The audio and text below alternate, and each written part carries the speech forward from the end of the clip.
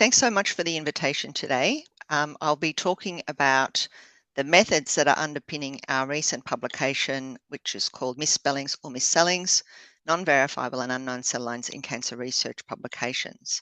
So my name's Jennifer Byrne. I'm Director of Biobanking in New South Wales Health, and I'm also a Professor at the University of Sydney. So our recent paper started its life, as most of our papers do, as a bioarchive preprint. So I've listed the authors here, and you can see all of the names in sort of pink. They're all undergraduate students at the University of Sydney, and the other two authors in purple were postgraduate students. So I think this is a great example of student-led research. We then published this paper in the International Journal of Cancer a few months ago, and I won't be going into the results very much. I will be focusing on the methods. So from the title of the presentation, you'll be guessing that we're going to talk about cell lines. So I'm sure that some of you are familiar with cell lines and how they're used in biomedical research, but just in case, I'm going to give a bit of an introduction to that. So cell lines are continuously growing models, and they're essentially ingredients that help to generate different kinds of experimental results. In this slide, I've shown an example of a cell line, which is called SKBR3, and this is a breast cancer cell line. And the image shows some SKBR3 cells that have been stained with different antibodies, and those different antibodies have been detected by different secondary antibodies with different colors. So essentially, we can compare the localization of these two proteins in the same cells by overlaying these fluorescent images. And this is an example of a very common kind of use of cell lines in biomedical research. So cell lines have a number of strengths. They are accessible, they're relatively inexpensive, and they're comparatively convenient. And this results in many millions of Google Scholar sources that actually include the term cell lines. In the case of human cell lines, there are actually many different human cell lines for some diseases, and that can increase the breadth and depth of preclinical research. They're also verifiable reagents in that their identities can be independently confirmed. There are fewer ethical concerns in using cell lines than experimenting on animals and humans, and that has also contributed to their uptake. However, of course, they do have shortcomings. Inevitably, cell lines that are grown in dishes under quite artificial conditions are only going to incompletely model cells that might be growing in a system like the human body. Because many cell lines are cancer cell lines, they're also affected by genetic instability, and this can lead to genetic or identity drift over time. But I'll be focusing on two other problems that affect cell lines. Firstly, the fact that they can be wrongly identified, either through contamination or misclassification, and they can also suffer from naming problems, partly due to their non-intuitive names, which leads them to being variably written and misspelled sometimes. So first, let's talk about how cell lines are derived. So this came from a review in 2022 in the EMBO journal. We usually start with tissue from a donor, such as a tumor biopsy, and then some cells from that biopsy will grow out and form a cell line. But then because of this genetic instability, we can end up with an unstable cell population that can evolve over time. But perhaps more significantly, there's the possibility of these cells becoming cross-contaminated with a completely unrelated cell line. If this cell line, shown in yellow here, has the capacity to overgrow the original cell line, we can end up with something completely different from the cell line that we started with. And similarly, these kinds of mismatches can occur in the laboratory just through mislabeling. Another issue can be a lack of certainty about the actual donor tissue that was used at the start. And so some cell lines are also misidentified from the very beginning. In addition to these identification problems, we have naming problems. As I mentioned, many cell lines have meaningless and non-intuitive identifiers, such as MCF7. Because these identifiers don't mean anything to people, they're prone to being misspelled. We also have a situation where the same or very similar identifiers can be used for very different cell lines. Some cell line identifiers are shared by other entities in biology or chemistry, such as drugs, genes, proteins. Cell lines can be written in different ways. I've given 3 examples for the SKBR3 cell line here. And some cell lines are also shortened.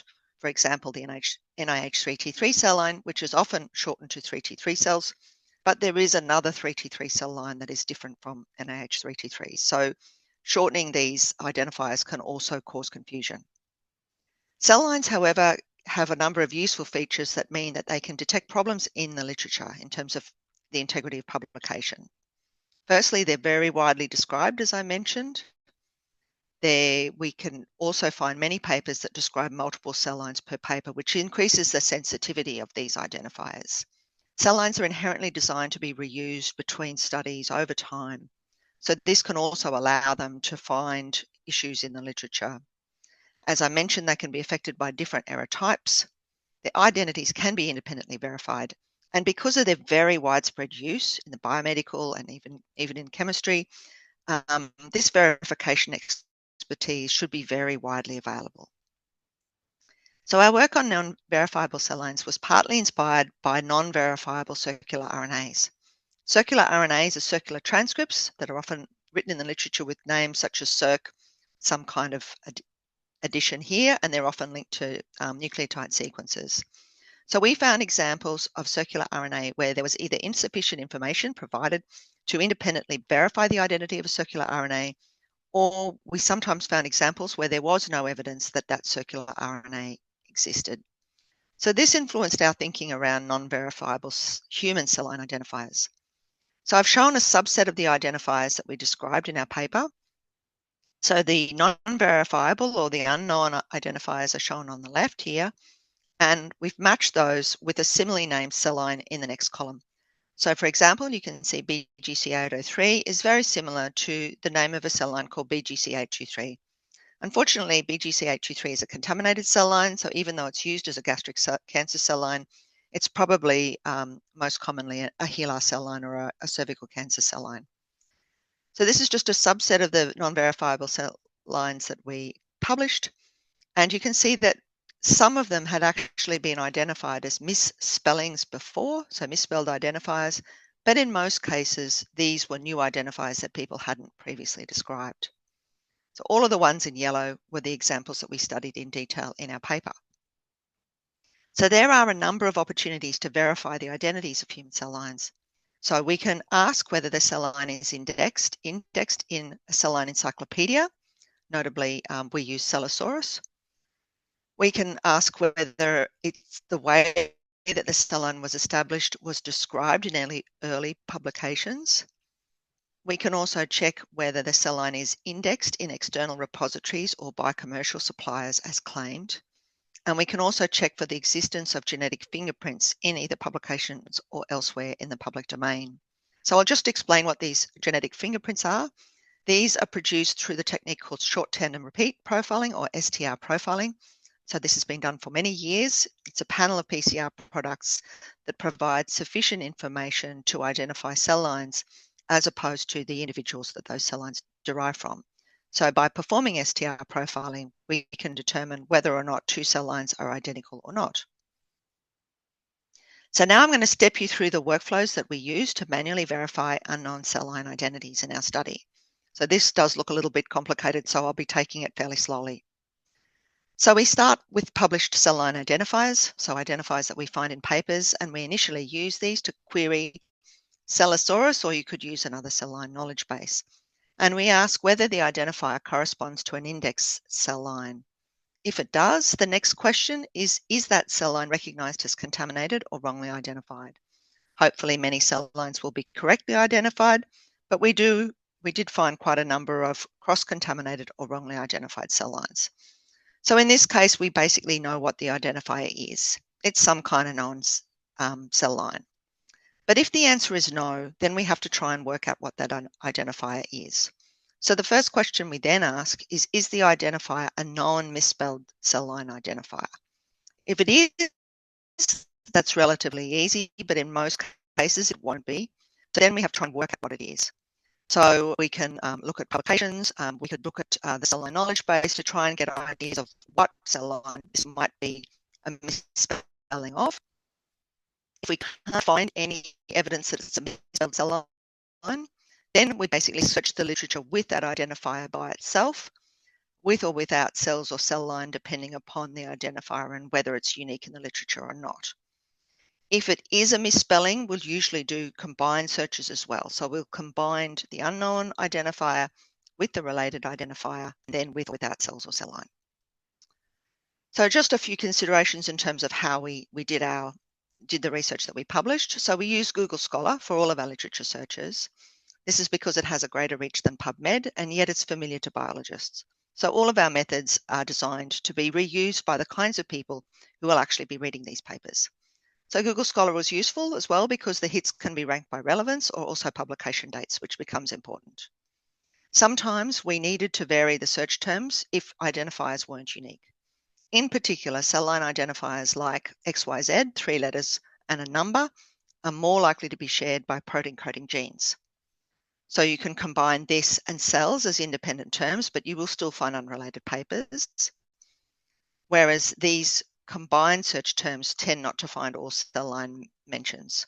This is difficult to avoid when identifiers can be used in another way in the literature and when their use can be very common. We also relied on Cellosaurus as our cell line knowledge base, this being the largest and most comprehensive knowledge base that exists. Yet I think we should recognise that false negatives are still possible, and in some cases expert knowledge could be valuable around specific cancer types, for example. Okay, so once we've done our literature searches, then we ask the question, is this unknown identifier referred to or described as an independent cell line in any of the papers? So how did we distinguish identifier misspellings from independent cell lines, or what we've referred to as miscellings? So non-verifiable identifiers were described as misspellings if they were only used alternatively with the similarly named human cell lines, and they were never directly connected with a similarly named cell line.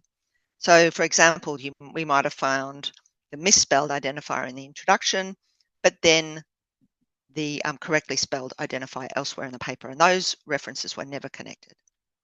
So in this case, we would be working with an unknown misspelled cell line identifier. However, in some cases, we found non-verifiable identifiers that were indicated to represent independent cell lines. And we made this judgment if these non-verifiable identifiers were used without any mention of any similarly named cell line. We also included examples where the two cell lines were included in any list of cell lines studied in that paper, or where the results for both cell lines were shown in the same experiments, or where both cell line identifiers were directly connected in the text. So probably the simplest way to explain this is to show you some examples.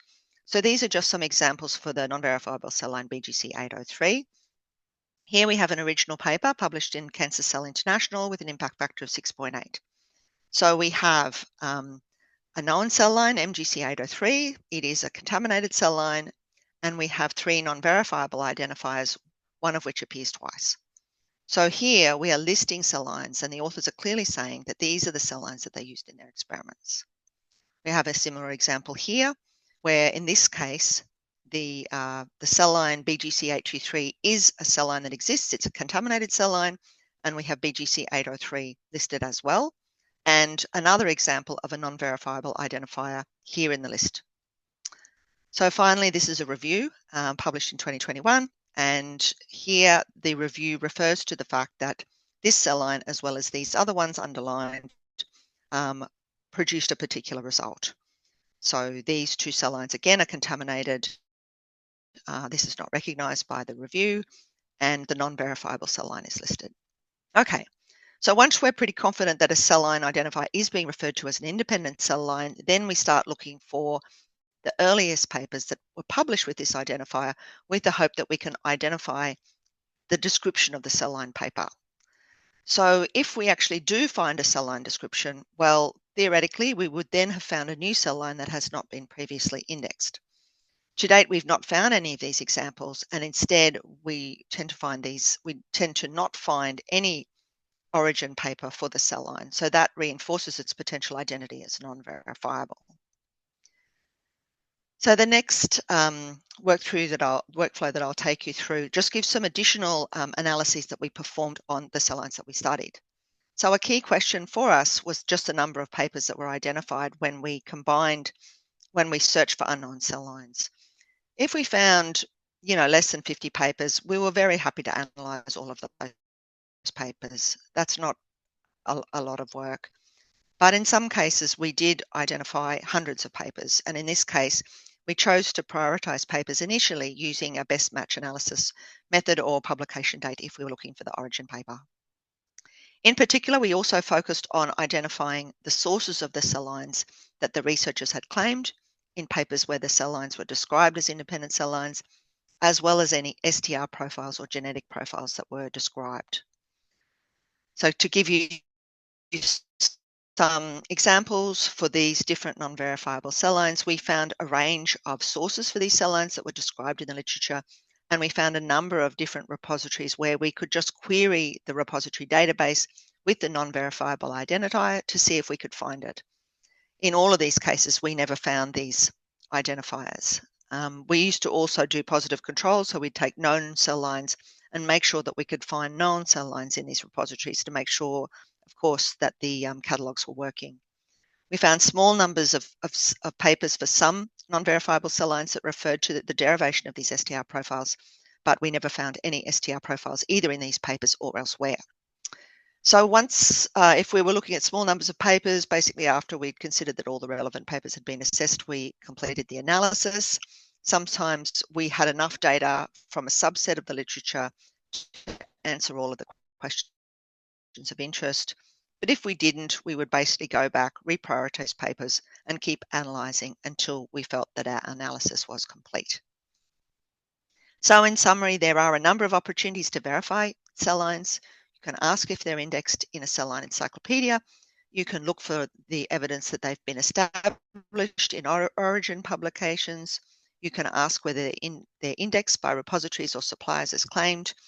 And you can also look for short tandem repeat profiles in publications or the public domain. And we did not find any evidence of these for the identifiers that we studied. So I thought I'd go through a few frequently asked questions, a few things that we spent some time thinking about.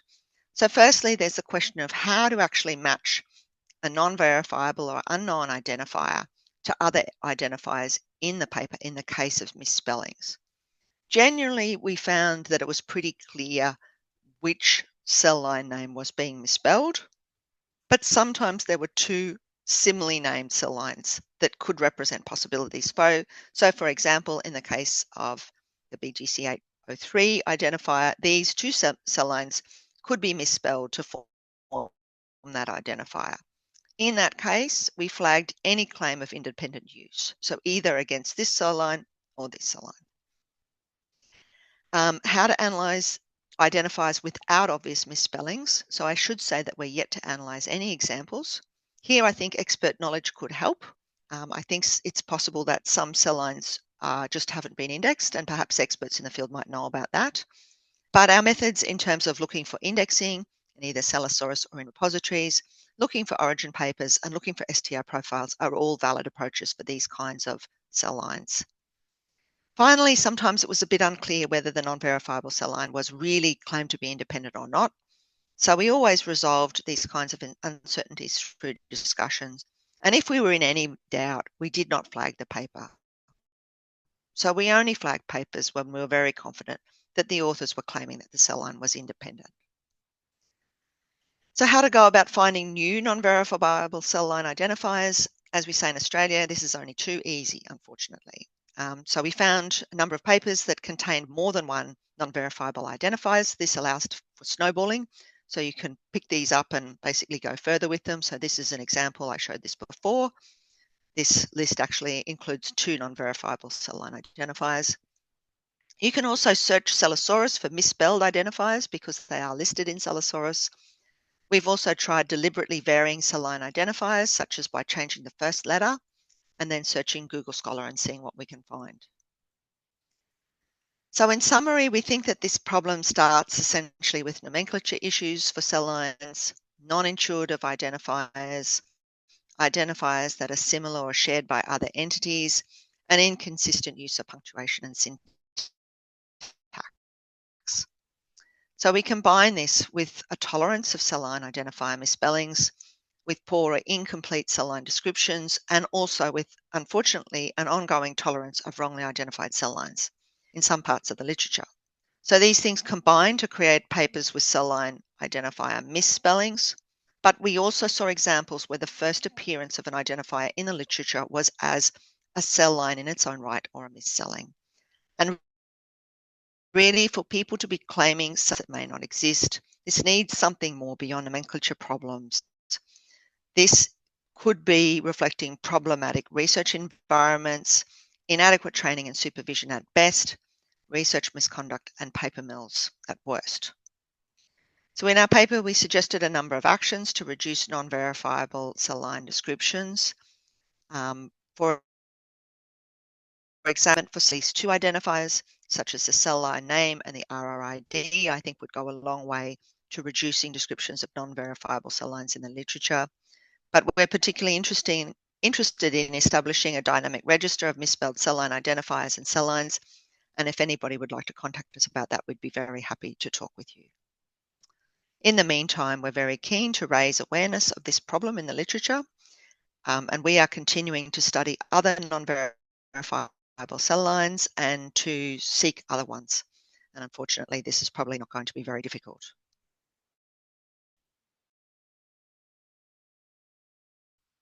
The Primer team and the NHMRC for funding our research, and I'd be very happy to have some discussion and take any questions. And I also have got a little chat GPT experiment that I can show you as well if you're interested.